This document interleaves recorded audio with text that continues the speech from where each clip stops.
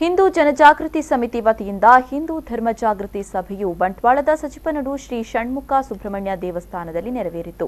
ಸಭೆಯನ್ನ ಯಶವಂತ ದೇರಾಜೆ ದೀಪ ಪ್ರಜ್ವಲನೆ ಮಾಡುವ ಮೂಲಕ ಕಾರ್ಯಕ್ರಮಕ್ಕೆ ಚಾಲನೆ ನೀಡಿದರು. ಅನಂತರ ಹಿಂದೂ ಜನಜಾಗೃತಿ ಸಮಿತಿ ಸೌಲಕ್ಷ್ಮಿ ಅವರು ಮಾತನಾಡಿ, ಧರ್ಮದ ಅಡಿಪಾಯವು ಧರ್ಮಾಚರಣೆಯಲ್ಲಿದೆ. ದೇವಸ್ಥಾನವು ಹಿಂದೂಗಳಿಗೆ ಚೈತನ್ಯವನ್ನ ನೀಡುವ ಕೇಂದ್ರವಾಗಿದೆ.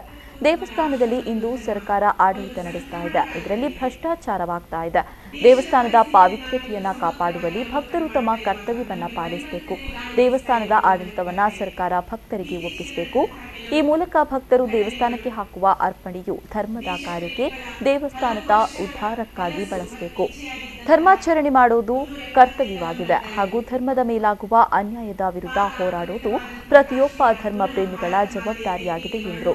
ಇವತ್ತು ನಮ್ಮ ರಾಷ್ಟ್ರ ಮತ್ತು ಧರ್ಮ ಒಂದು ಸಂಕ್ರಮಣ ಕಾಲದಲ್ಲಿದೆ.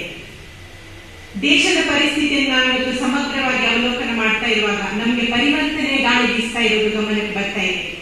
ಇತ್ತೀಚೆಗೆ ನಡೆದಂತಹ ಕೆಲವು ಘಟನೆಗಳು ದೇಶ ಪ್ರೇಮಿಗಳ ಹಲವು ವರ್ಷಗಳ ಕನಸು ಮತ್ತು ಇಚ್ಛೆಯಾಗಿದ್ದಂತಹ 370ನೇ ಕಲಂ ರದ್ದಾಯಿತು.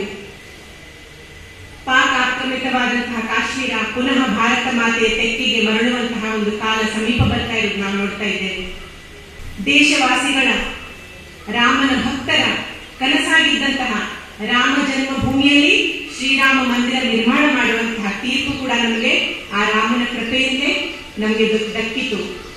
ಅಂದ್ರೆ 10 ವರ್ಷಗಳ ಹಿಂದೆ ಹಿಂದೂ ರಾಷ್ಟ್ರ ಎಂಬ ಒಂದು ಶಬ್ದ ಉಚ್ಚಾರ ಮಾಡಿದದೊಂದು ದೊಡ್ಡ ಅಪರಾಧ ಎಂಬಂತಹ ಪರಿಸ್ಥಿತಿ ಇದ್ದದ್ದು.